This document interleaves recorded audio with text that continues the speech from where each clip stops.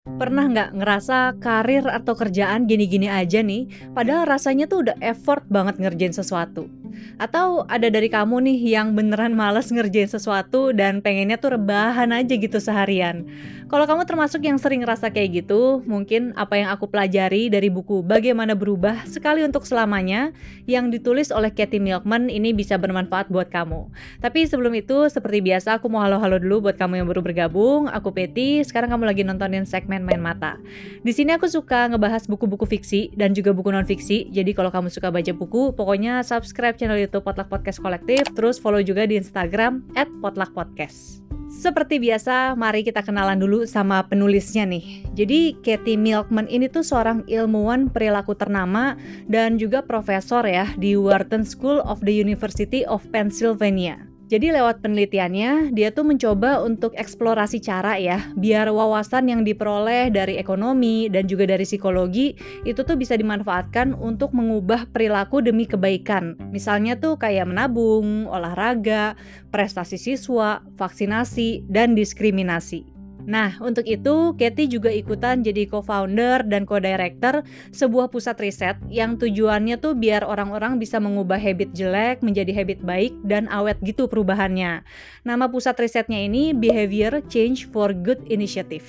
Nah, buku Bagaimana Berubah ini tuh, atau yang dalam bahasa Inggris judulnya tuh How to Change, ini masuk jadi salah satu dari 8 buku terbaik untuk hidup sehat versi The New York Times tahun 2021.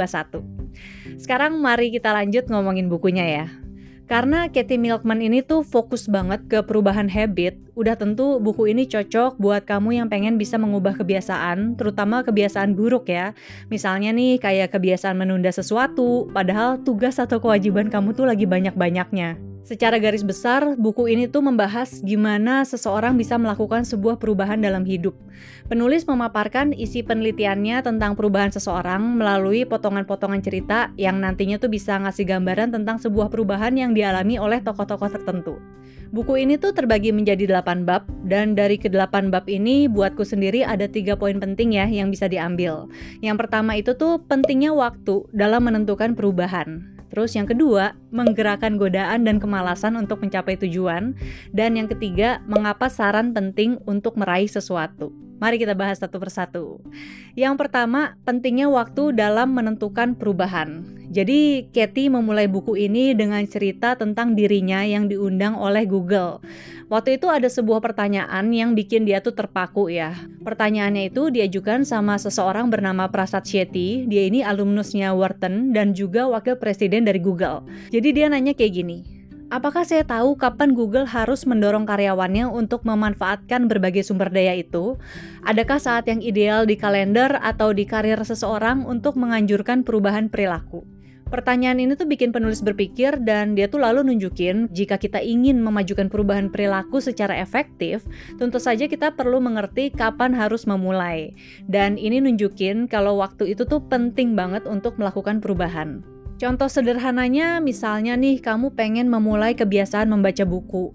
Kamu bisa nentuin dulu kapan kamu mau membaca buku gitu ya, waktu yang pas tuh kapan. Misalnya mungkin bisa menjadi resolusi awal tahun baru, atau juga mulai coba baca di awal bulan. Nah, ini tuh bisa memotivasi kamu ya untuk rajin membaca buku, walaupun dalam prosesnya ya mungkin gak selancar yang kamu pikirkan. Tapi ya minimal nantinya tuh kesampaian dulu deh pokoknya, biar motivasi kamu tuh terbentuk, dan lama-kelamaan jadi pengen baca buku-buku yang lain lagi juga. Poin penting kedua yang bakalan kamu dapetin dari buku ini adalah menggerakkan godaan dan kemalasan untuk mencapai tujuan. Kalau di sini penulis tuh ngasih contoh tentang godaan melalui cerita tentang film klasik Disney yang judulnya tuh Mary Poppins. Jadi, Julie Andrews nih yang meranin Mary Poppins awalnya tuh menolak peran utama di film ini karena dia tuh nggak suka salah satu lagu yang mesti dia nyanyiin untuk dia meranin tokoh tersebut.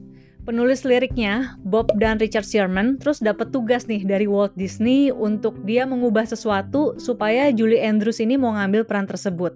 Dan Bob itu lalu dapetin idenya waktu anak laki-lakinya itu divaksin polio di sekolah. Terus Bob nih nanya ke anaknya ya, apakah vaksin itu menyakitkan? Dan jawaban dari anaknya inilah yang menginspirasi lagu anak-anak terpopuler sepanjang zaman yang judulnya itu A Spoonful of Sugar. Sederhananya sih, kita bisa mengubah sesuatu yang kesannya buruk tuh jadi bermanfaat. Nah, di sini Katie juga menulis, jika bukan karena manfaat jangka panjang dari olahraga, belajar, menabung, makan sehat, dan lain sebagainya, banyak di antara kita tuh yang nggak akan pernah peduli. Contoh sederhananya lagi mungkin tentang makanan kali ya. Kita tahu lah ya, pasti kalau misalnya kebanyakan makan gorengan tuh nggak baik buat tubuh kita. Nah, untuk mengurangi kebiasaan buruk makan gorengan berlebihan ini, kita sebenarnya bisa ganti dengan memakan sayur dan juga buah-buahan. Kedengarannya mungkin langsung nggak nikmat gitu kali ya, mesti makan sayur atau buah-buahan, apalagi kalau dibandingin sama gorengan. Tapi sebenarnya kita bisa mengolahnya juga jadi makanan yang lebih menarik. Aku sendiri juga sekarang kan lagi cukup mengatur pola makan nih ya, biar apa yang dikonsumsi itu lebih sehat. Jadi ngurangin juga jajan di luar, karena kalau makanan yang kita beli di luar, itu kan kita nggak tahu ya kandungan garamnya tuh seberapa banyak, terus minyaknya pakai apa, dan kadang porsinya tuh juga berlebihan. Jadi lebih banyak makan di rumah dan menyiasatinya adalah dengan bikin menu-menu yang tetap enak tapi dengan porsi yang secukupnya gitu.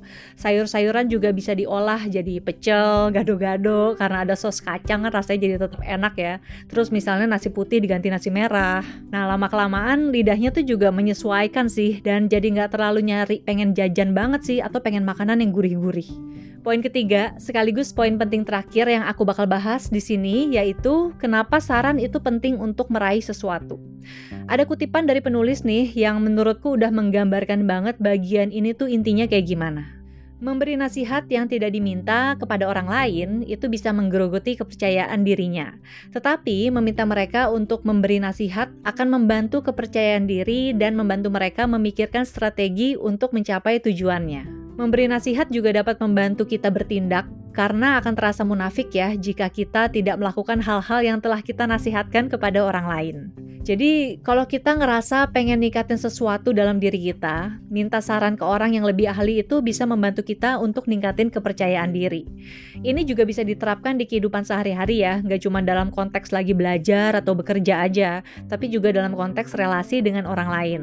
Curhat lah ya intinya, tapi curhatnya itu dengan tujuan untuk dapetin solusi. Contoh sederhananya, kita bisa berdiskusi nih dengan orang yang kita percaya tentang masalah pribadi kita. Misalnya kamu berada di hubungan yang gak baik ya, terus kamu bisa minta saran dari orang sekitar yang bisa kamu pertimbangkan, biar hubungannya bisa diperbaiki, atau kamu bisa mengambil keputusan tertentu yang sekiranya baik untuk ningkatin kepercayaan diri kamu. Jadi, kalau kamu pengen mengubah sesuatu dalam hidup kamu, menurutku buku ini tuh cocok banget untuk dibaca. Isi bukunya bisa jadi gambaran dan juga pelajaran kalau perubahan itu tuh memang bukan sesuatu yang instan dan ya perlu dilatih gitu biar tetap menjadi perubahan yang baik. Studi-studi kasus di dalam buku ini juga bisa menjadi refleksi buat kita supaya terus ingat untuk menjadi seseorang yang lebih baik lagi setiap harinya. Pokoknya kalau kamu ngerasa hidup kamu kok sekarang gini-gini aja gitu ya, terus nggak tahu nih progresnya saat ini udah sampai mana, nah coba deh baca buku ini. Yang namanya mengubah kebiasaan emang nggak mudah ya, dan pastinya perlu melewati beberapa proses supaya kebiasaan yang kita pengenin itu bisa jadi otomatis. Nah sayangnya memang buku ini tuh nggak ngasih data atau gambar yang bikin penjelasan dari penulis tuh jadi lebih menarik. Jadinya memang dari awal sampai akhir buku ini kita tuh cuman bakalan nemu teks aja. Dan mungkin ini tuh jadi terasa membosankan buat sebagian orang. Tapi menurutku sih nggak masalah lah. Baca buku ini santai aja lah. Pokoknya kalau lagi bosen ganti aja dulu sama buku lain, terus abis itu baru lanjut lagi. Karena buku ini buatku sih worth it banget untuk diselesaikan. Jadi aku rekomendasiin banget buat kamu membaca buku ini, buku Bagaimana Berubah, sekali untuk selamanya. Ini udah diterbitin oleh Gramedia Pustaka Utama. Kalau kamu tertarik untuk beli, nanti linknya akan aku taruh di deskripsi video ini. Oke, sekian dulu video kali ini. Terima kasih sudah menonton. Kalau misalnya kamu suka dengan videonya, boleh di like. Kalau nggak suka di dislike juga nggak apa-apa. Tapi kalau kamu merasa video ini bermanfaat, share videonya ke media sosial biar teman-teman kamu yang membutuhkan juga bisa menonton. Dan terakhir, jangan lupa subscribe channel YouTube Potluck Podcast Kolektif. Tekan tombol lonceng notifikasi biar nggak ketinggalan kalau ada video baru. Dan follow di Instagram @potluckpodcast. Sampai jumpa lagi. Dah!